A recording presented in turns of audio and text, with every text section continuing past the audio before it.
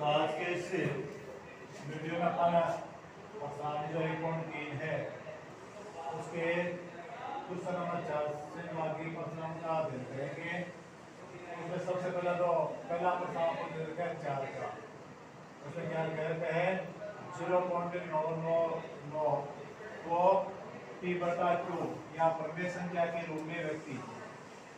और उसके बाद में क्या कह रहा है कि क्या इस सूत्र से आप आश्चर्यचकित है और इसकी उत्तर की जो साफ करता है उसके बारे में खुद आपस में चर्चा करके अपने उत्तर की सार्थकता के बारे में बताएंगे। तो सबसे पहले हम इसका जो हल करेंगे तो सबसे पहले वो क्या करेंगे, माना कि अक्ष कितना है ये 0.999 है और अब इसको अपन वही क्या करेंगे 0.99 इसको समीकरण 1 देंगे। अब यहाँ देख रहे हैं कि जितना यहाँ जो बार है वो कितने पर है, इसको ऐसे लिख सकते हैं आप 0.9 बार नहीं, अब बार कितने पर हुआ 1 अंक पर हुआ।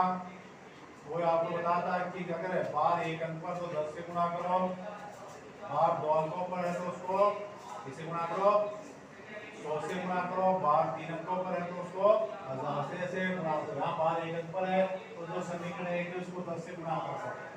तो क्या करोगे, समीकरण 1 को 10 से गुणा करने पर आगे दो लास्ट आगे बैठिए तो आगे तो चार दूं।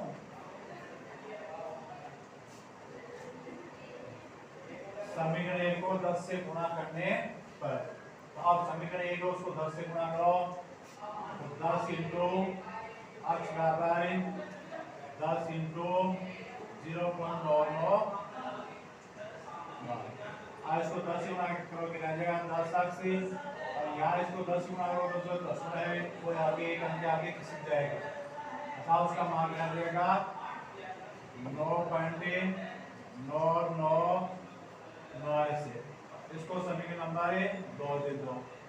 वही करके आगे समीकरण 2 में से समीकरण 1 को घटाने पर घटाओगे तभी बाएं पक्ष में बाएं पक्ष और दाएं पक्ष में दायां पक्ष, तो यहाँ 10 अक्ष में से तो 1 अक्ष, यहाँ 9.999 इसमें से 0.99। आज जैसे घटाओगे 10 में से 9 घटाए 1 घटाया 9 अक्ष बच गया, इसमें 9.9 में 0.99 घटाया तो 9 बच गए। अब अक्ष बराबर क्या आ गया 9/9 आ गया, अक्ष का मान क्या आ गया 1 आ गया। अब 1 आने पर क्या है आश्चर्यचकित है कि वो तो आपने क्या पूछा था p/q के रूप में पूछ रहा था, अपन बिना नहीं सही थी, और यहाँ क्या आ गया कि पूर्णांक संख्या प्राप्त हो गई। तो अपन क्या करेंगे इसे उत्तर से हमें आश्चर्यचकित हैं, किंतु ये है उत्तर सार्थक है।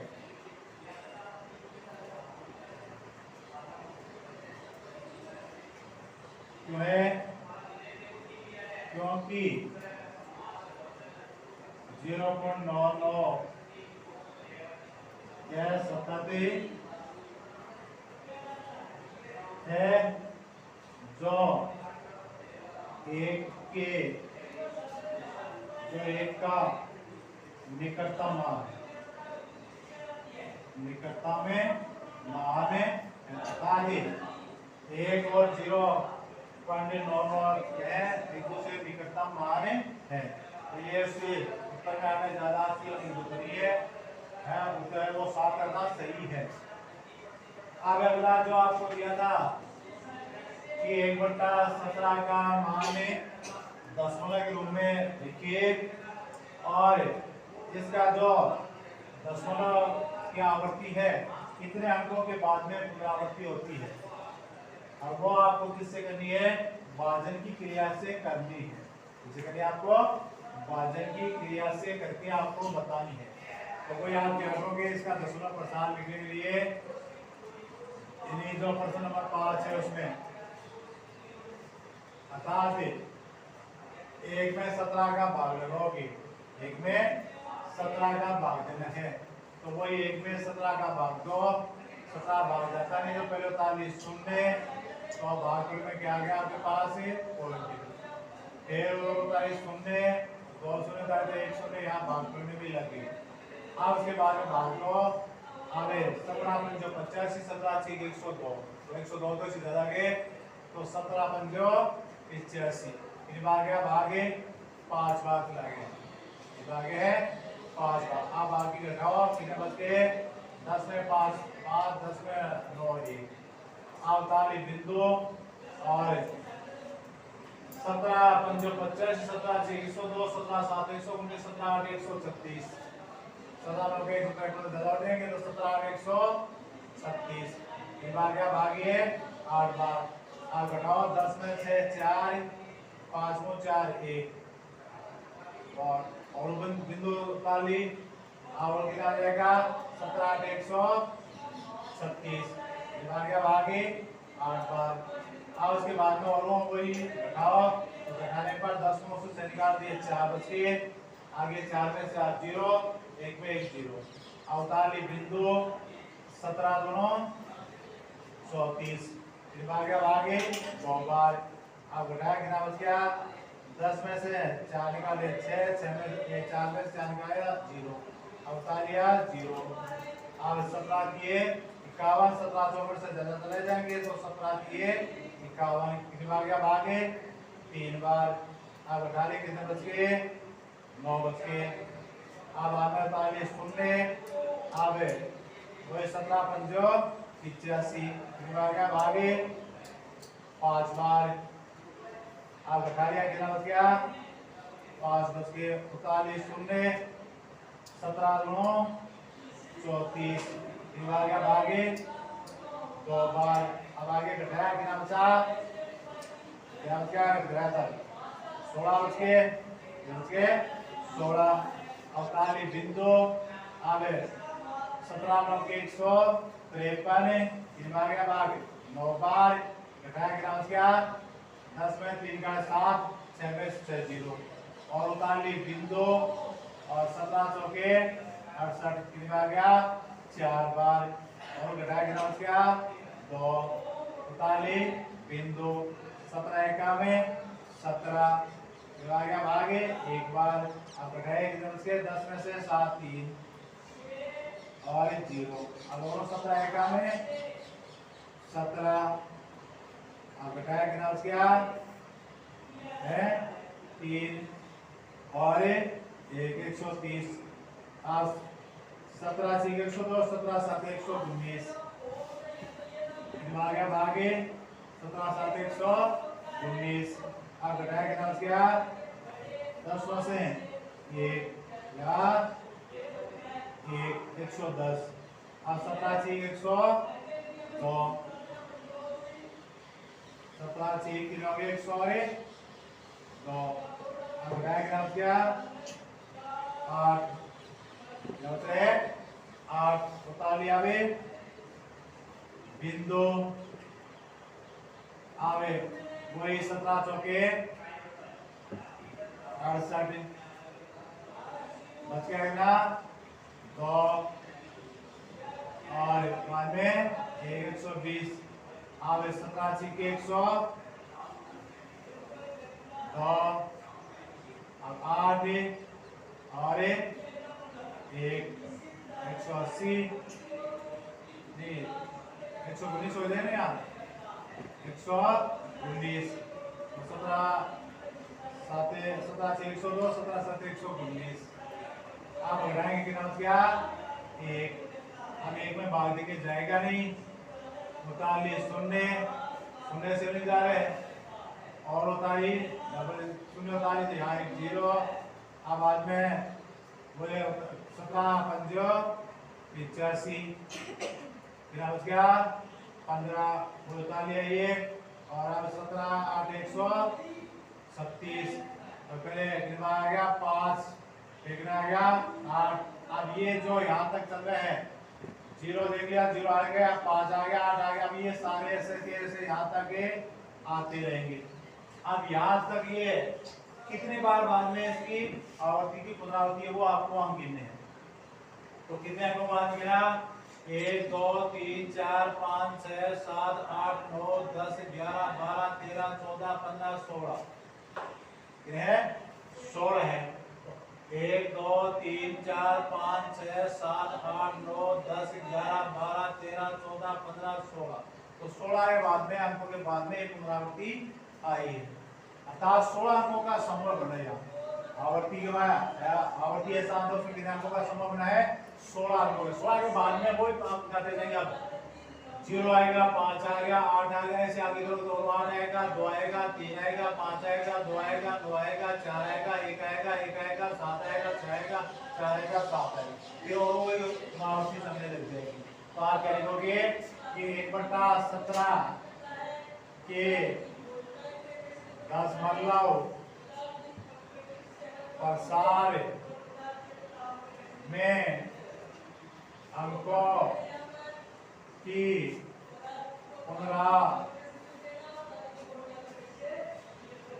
पुनरावृत्ति 16 अंकों के बाद 16 अंकों के बाद आती है। ऐसे आपको भाजन की क्रिया भी करनी है बाद में ये लिखना भी है। तो 6 का क्वेश्चन आपको बता रहा है कि P बटा Q के अनेक उदाहरण बताइए जिसका दशमलव प्रसार के 7 प्रकार का हो। और दूसरा वो संख्या ऐसे लिखनी है कि उसमें एक के अलावा कोई भी उपनिष्ठ गुणनखंड न हो अतः एक के अलावा किसी का भाग नहीं जाना चाहिए। एक के अलावा किसका भाग नहीं जाना चाहिए। फिर अगला तीसरी इसी में बात ये पूछी है कि उसका जो हर Q है उसका एक विशेष गुण बताइए जिसके कारण से 7 दशमलव प्राप्त हो गए।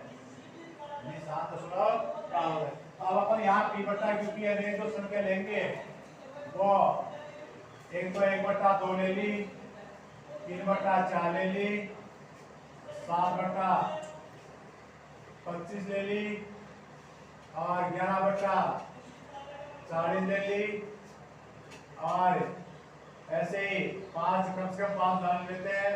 अगला जो है 19/100 ले ली 19/100 ले ली। अब ये जो सारी संख्या ली है उसका दशमलव प्रसार शांति है। इसका दशमलव प्रसार कैसा है शांति है। अरे ये सब दशमलव प्रसार शांत है तो इसका दशमलव प्रसार रखिए भी आप देख लेना है। जैसे आप लोगे 1/2 है उसका दशमलव प्रसार है 0.5। फिर 3/4 है उसका दशमलव प्रसार है 0.75। फिर अगला 7/25 है उसका दशमलव प्रसार 0.2 और फिर बच गया 20/8 0.28। फिर अगला 11/40 तो पहले बता लिया क्या बताया मैंने 0 हो गया 110 110 में अपन भाग गया 40 का 40 में 80 वो आ गया 110 में 80 में 30 बच गए 45 बिंदु हो गए 300 और 7.5 280 280 और 300 में 280 घटा दिए 20 बच गए 45 बिंदु हो गए 200 5.5 200 कितना आ गया 0.275। ऐसे ही अगला 19/100 है 19/100 है तो पहले अपन क्या उतारा शून्य उतारा तो 190 हो गए और शून्य का उतारने पर क्या लग गया दशमलव। अब 190 में 100 का भाग दिया एक बार। अब 190 में से 100 घटा लिए 90 बच गए 90 के साथ 39 शून्य हो गए 900 900 में 100 का भाग दिया 9 बार। तो ये इनका क्या आ गया दशमलव प्रसार है। और सब आप देख रहे हो कैसा है कि शांत है, सबका दशमलव कैसा आ रहा है, शांत आ रहा है। ऐसे आपको अनेक उदाहरण लेने हैं, तो अनेक का मतलब पापा ने कम से कम 3 तो उसमें लेने ही आपको लेने हैं, 3 उदाहरण तो कम से कम लेने हैं। आप जो संख्या यहाँ ली है उसमें आपको एक ये भी देखना है कि उनमें एक के अलावा किसी का भाग नहीं जाना चाहिए। तो आप यहाँ देख लो 1/2 में 1 और 2 में सिर्फ एक का ही भाग जा रहा है, 3 और 4 में सिर्फ एक का ही भाग जा रहा है, 7 और 25 में एक का ही भाग जा रहा है, 11 और 40 में भी एक के अलावा किसी का भाग नहीं जा रहा है।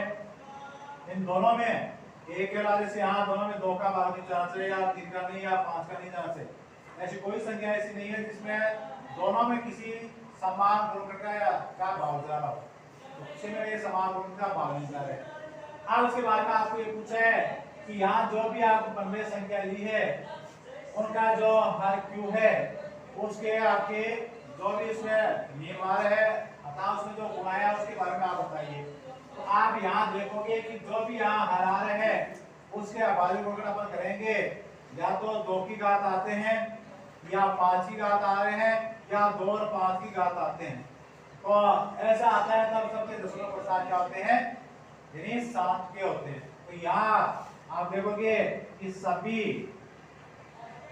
परिमेय सभी इन परिमेय संख्याओं के हरों यानी क्यों की तुलना करने पर हमें पाते हैं कि इन हरों के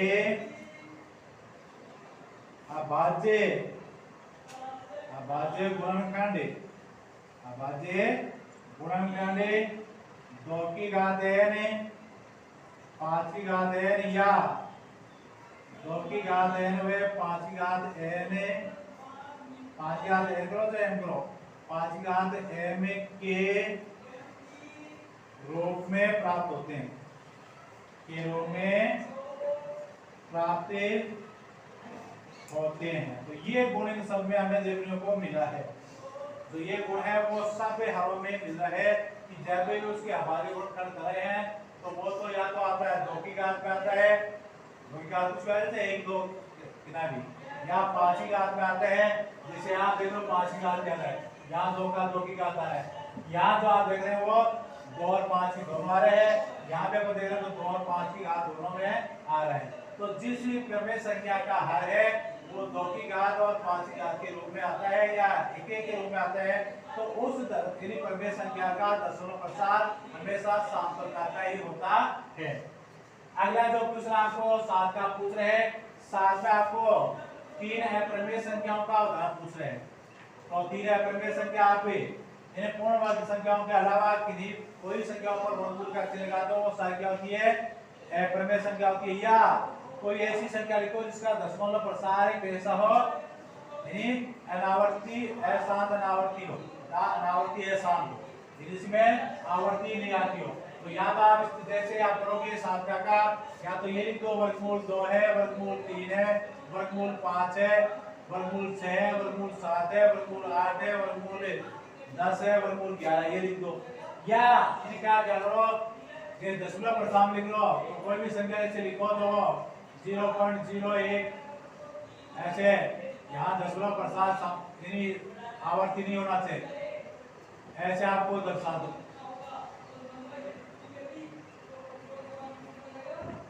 ये तो पहली होगी, दूसरे ऐसे ही 0.03 0.03 ऐसे लिख दो। ऐसे तीसरी कोई संख्या 0 4 0 4 0 4 ऐसे आगे से आगे लिख दो, अर्थात इसका दशमलव प्रसार क्या ना हो, आवर्ती न हो, यदि अनावर्ती में हो। तो आप इसमें देख लो कि आवर्ती नहीं आ रही है, पहले में 0 1 आ रहा है, दूसरे में 2 0 1 आ रहा है, तीसरे में 3 0 1 आ रहा है, तो आवर्ती नहीं हुई। ऐसी कोई भी आप दशमलव को आगे लिख दोगे तो वो भी कौन सी होती है, अपरिमेय संख्या होती है। तो उस वर्गमूल में लिखो तो वैसे लिख दो, और दशमलव रूप में लिखो तो ऐसे लिख दो। कोई भी ले सकते हो आप, लेकिन उसमें आवर्ती नहीं दिखानी है आपको, आवर्ती अलग अलग हो जानी चाहिए। तो अगला क्वेश्चन है 8 का है, उसमें आपको क्या पूछा जा रहा है कि ये कहा गया कि 5/7 में 9/11 के बीच की 3 अप्रमेय संख्याएं लिखिए। तो आप इसके बीच की 3 अप्रमेय संख्या लिखने के लिए क्या करोगे, पहले 5/7 है उसका मान प्राप्त करोगे। तो 5/7 का मान दशमलव में प्राप्त करो, अर्थात इन्हीं 5 में 7 का भाग लगाओ। तो 5 में 7 का भाग जाता नहीं है, तो अपन सबसे पहले क्या करेंगे, यहाँ शून्य उतार ली, शून्य उतारने पर भागफल में क्या जाएगा 10 आज 7 49 कितनी बार क्या भाग 7 बार। आज उसके बाद में घटा लिया, 1 बच गया, उतार ली बिंदु 7 एका में 7, अब घटाया कितने बच गए 3, उतार ली बिंदु 7 चौके 28, और जितनी बार भाग लिया ज्यादा बार करने की जरूरत नहीं। तो ये मान किसका आ गया 5/7 का 0.714 ये। अब ऐसे अपन ने 9/11 क्या करोगे, तो अब वही क्या करोगे आप इसमें 11 का भाग 9 में दोगे, तो भाग ज्यादा नहीं है तो डाल ली 0, तो यहाँ 0 तो आपको लगेगा 10। अब 11 8 88 तीन बार क्या भाग 8 बार। अब घटाया कितना क्या 2, उतार ली बिंदु 11 का में 11, घटाया कितना क्या 9, और 11 8 88, ऐसे आगे चलता जाएगा। तो दूसरा क्या गया 9/11 है उसका मान भी दशमलव में प्राप्त कर लिया, वो कितने 0.1818 से आता 818 आता जाएगा। अब आपको अप्रमेशन क्या लिखने में क्या है, यहाँ जो दशमलव आ रहा है वो आवर्ती के रूप में आएगा। जैसे अब आपको देखा है यहाँ 818 आवर्ती के रूप में, उसको आप अनावर्ती कर दो। अब वो कैसे करोगे, इससे तो बड़ी लो और इससे छोटे लो। अब बड़ी कैसे करोगे, यहाँ 7 1 है ना, 7 1 के बाद में यहाँ 4 आ रहा है, तो यहाँ 7 2 से करते लो, 7 तो आ गया, 1 आ रहा है, अब 1 से बड़ा करने के लिए यहाँ दूसरा अंक 2 कर दो, अब 2 कर दो 3 कर दो, ऐसे करके बाद में आपको क्या लेना है अनावर्ती है 7 ले लेना है। तो आप वही आप क्या लिखोगे 5/7 व 9/11 के बीच की 3 अप्रिमेय संख्याएं। अब वो कैसे लोगे, तो देखो आप पहले क्या ले लिया मैंने 0.72 ले लिया, तो बड़ी हो गई उससे 7 1 तो उसके समान थी। अब जैसे यहाँ ले लिया तो इससे बड़ी होगी, इससे बड़ी ले ली है। अब उसके बाद में यहाँ जो दशमलव प्रकार लिखो वो कैसे लिख दो, आपको उसको अनावर्ती आसान कर देना, अनावर्ती आसान कर लो 0 2। अब उसके बाद में मैं और जो कर रहा हूँ वो 2 3 0 कर दिया, चाहे 1 0 लगाओ चाहे 2 0 लगाओ, यहाँ 0 संख्या समान रखो। अब उसके बाद में 4 0 लगा दो, और वैसे चलते जाओ 5 5 0 लगा। तो ये जो दशमलव मैं दिखा रहा हूँ कौन सा है, अनावर्ती आसान है। अब इसके बाद में आगे यहाँ वो यहाँ 2 की जगह 3 ले लो, और ऐसे आपको दिखाते जाओ।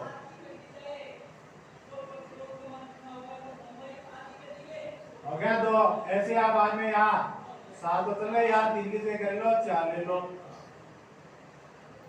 ऐसे आप कोई भी अंक लेते हैं आप ऐसे लिखते जाओ, और यहाँ 0 की संख्या चाहे पहले 1 से ही शुरू कर दो, क्या करो 1 से शुरू कर दो, चाहे 2 से कर दो, चाहे 3 से, उससे आगे आपको क्रम सही देख रखना।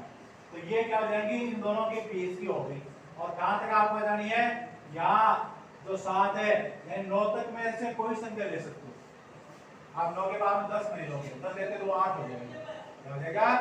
इस प्रकार से आपको ये पर्सन करना है। अगला जो क्वेश्चन है वो 9 है, उसमें आपको देते हैं कि आपको 5 संख्या दे रखी है। अब उसमें आपको जानना है कि कौन सी संख्या तो प्रमेय संख्या है, कौन सी संख्या अप्रमेय है।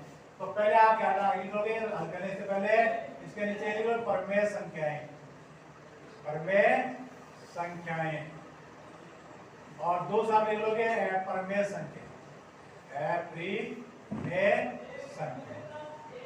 तो आप जैसे जैसे आप चलो उनकी पहचान करो, पहचान अपन है कई परिभाषा और कई बात इसको पढ़ चुके हैं, उनके अनुसार इसकी यानी आपको पहचान करनी है। अब सबसे पहले आप देखो वर्गमूल 23 है।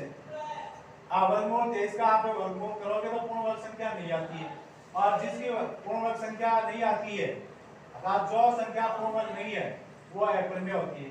अर्थात जैसे आपको उदाहरण बाबा बता रहे हैं कि सिर्फ इस पर वर्गमूल निकालना है 1 4 9 1 4 9 16 25, यानी जो पूर्ण वर्गमूल पर वर्गमूल नहीं होता है वो यानी अपरिमेय संख्या नहीं है, बाकी सारी अपरिमेय संख्या होती है। तो यहाँ 23 क्या है, एक अभाज्य संख्या, अभाज्य संख्या पर इसका चिन्ह है वर्गमूल का चिन्ह, तो ये अपरिमेय संख्या है, इसलिए वो अपरिमेय संख्या।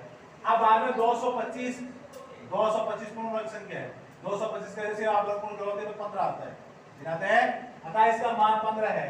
अब 15 क्या नहीं होती, पूर्ण वर्ग संख्या नहीं होती, अपरिमेय संख्या नहीं होती, पता क्या नहीं होगी, अपरिमेय संख्या नहीं होती है, वो परिमेय संख्या होती है। तो यहाँ क्या लिखोगे, वर्गमूल 225, और वो क्यों लिखा समझे आप कि 225 का वर्गमूल करोगे तो 15 आएगा, और 15 आएगी क्या होती है, परिमेय संख्या होती है।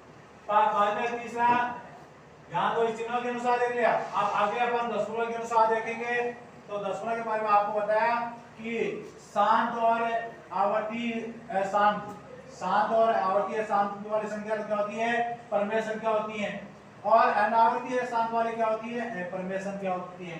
तो यहाँ जो आप देख रहे हैं कि दशमलव यहाँ समाप्त हो गया, इसका आगे नहीं निकलेगा ना, अनंत का चिन्ह लिखा रहता है, तो अनंत का चिन्ह ये शांत है, शांत दशमलव किसका होता है, परिमेय संख्या होगा।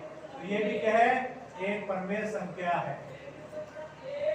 उसके बाद में यहाँ देखो जो आवर्ती आ रही है 4 7 8 4 7 8, आप इसको नहीं लेकर इस पर बाल लगा दोगे, बाद में ऐसे ऐसे चलता जाएगा। अतः ये कौन सा दशमलव है, आवर्ती है शांत है। तो आवर्ती है शांत है कौन सा होता है, परिमेय संख्याओं का ही होता है। यहाँ कौन सी संख्या है, इसलिए ये भी परिमेय संख्या है। तो ये तीन है परिमेय संख्या। अब इसके बाद में यहाँ देखो, यहाँ आवर्ती नहीं है, 0 1 0 1 1 0 1 4 0 1, अर्थात यहाँ जैसी आती 0 1 0 1 0 1 तो आवर्ती आती, लेकिन यहाँ अलग अलग हो गया। तो अब ये कौन सा आ गया, परिमेय संख्या है। अर्थात इसको क्या लिखोगे यहाँ, तो 1.0 1 0 1 0 0 1 4 0 1, ये क्या है, परिमेय संख्या है। तो आप परिमेय और अपरिमेय संख्या की तो यानी जो आप पहचान करोगे वो दो तरीके से करनी है। पहला तरीका आपको क्या है कि उस पर वर्गमूल का चिन्ह लगा हुआ हो, अब वर्गमूल का चिन्ह लगा हुआ उसमें क्या हो, अगर वो उसका पूर्ण वर्ग का मान नहीं आता है तो वो क्या है, परिमेय संख्या है। जिसका पूर्ण वर्ग आ जाता है तो वो परिमेय संख्या है। फिर आपको दशमलव में देखती है, अगर उसका दशमलव शांत प्रकार का है या आवर्ती है शांत है तो वो परिमेय संख्या है, और वही अनावर्ती है शांत है, अनावर्ती है शांत है तो वो कौन सा होगा, वो परिमेय संख्या। तो इस प्रकार से अपने करें। तो अगली जो हमें प्रश्नावली है वो 1.4 है, उसमें आपको क्या करेगा, पहला जो प्रश्न है वो क्या है कि उत्तरोत्तर आवर्धन करके संख्या रेखा पर 3.7 को देखिए। अतः हमें कोई भी यंत्र के द्वारा संख्या रेखा में जो संख्या रेखा बहुत ही बारीक होती है उसको जो दशमलव संख्या उसको देखना होता है। अब हमारे पास वो यंत्र तो है नहीं, हमें तो एक बोर्ड पर उसी संख्या रेखा को देखने के लिए दर्शाना है। आप दर्शाने के लिए आप क्या करोगे, सबसे पहले तो आपकी मैन संख्या रेखा वो लिखोगे, और मैन संख्या रेखा क्या होती है, यानी पूर्णांक संख्याओं की संख्या होती है। तो पूर्णांक संख्या में मध्य में 0 आता है, इस साइड में धनात्मक संख्या और इस साइड में ऋणात्मक संख्या। आज जो संख्या आपको दी जाती है उसको संख्या रेखा पर लिखने के लिए क्या करेंगे, सबसे पहले यहाँ की संख्या देखेंगे वो कितनी है, फिर उसके बाद में दूसरा अंक देखेंगे वो कितनी है, तो वो कितनी है, 3 है, तो 3 पर अपने संख्या रेखा पर 3 पर है। अब वो भी आपको ध्यान रखना, प्लस का तो इस साइड में देखोगे, माइनस का तो इस साइड में देखो, वो प्लस के तो प्लस में 0 के साइड में अपने यहाँ 3 पर आ गया। अब ये जो 3.7 है वो 3 से बड़ी है तथा 4 से छोटी है, तो यहाँ जो संख्या है 3 और अपन ये जानेंगे कि जो ये संख्या है वो 3 और 4 के बीच में है।